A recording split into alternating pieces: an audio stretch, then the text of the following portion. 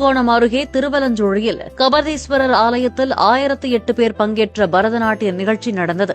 1000 ஆண்டுகள் பழமையான இந்த ஆலயத்தின் குடமுழுக்கு விழா எதிர்வரும் 4ஆம் தேதி நடைபெறவுள்ளது. இது தொடர்பாக பொதுமக்களிடையே விழிப்புணர்வு ஏற்படுத்தும் வகையில் பரதநாட்டிய நிகழ்ச்சி நடைபெற்றது.